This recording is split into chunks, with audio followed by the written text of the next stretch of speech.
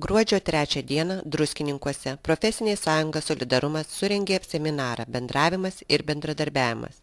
Seminarą vedė psichologė andragogė Vidutė Ališauskaitė.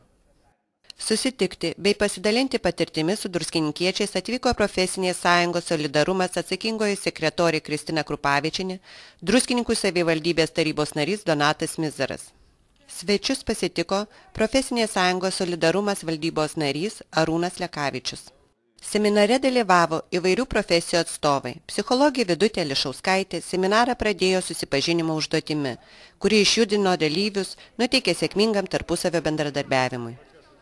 Kaip bendradarbiauti, spręsti konfliktus darbo kolektyvose ir šeimoje, analizuotos pagrindinės bendravimo klaidos.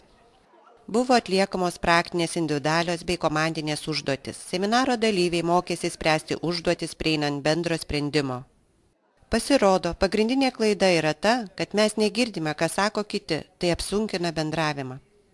Taigi, tik komandinis darbas, susiklausimas lemia greitus bei gerus sprendimus. Psichologė Vidutė Ališauskaitė atsakė į dalyvių užduotus klausimus bei pateikė galimus sprendimo būdus. Apie ką šiandien buvo seminaras profsąjungiečiams?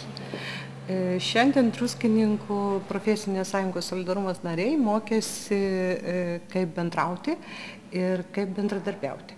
Bet kadangi mes nelabai daug turėjom laiko, kadangi šiandien šeštadienis, bet labai buvo smagu, kad žmonės paaukojo savo laiką ir šeštadienį atėjo mokytis, nes tarp seminaro dalyvių buvo daug mokytojų ir todėl bendravimas yra labai svarbu.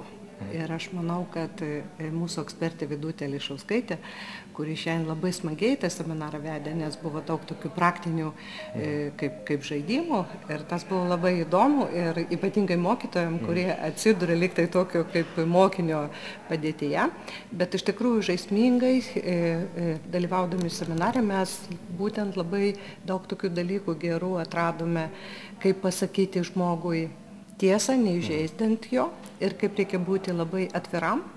Ir mes kalbėjome, kad Karnegi būtent mokė žmonės, kad jeigu tu nori patikti, tai tu būtent turi pataikauti. O čia pasirodo, kad ne, tai kad tu turi būti nuoširdus ir tas yra labai svarbu, ko seminaro metu sužinojome. Kas labiausiai įsiminė šios dienos seminaro?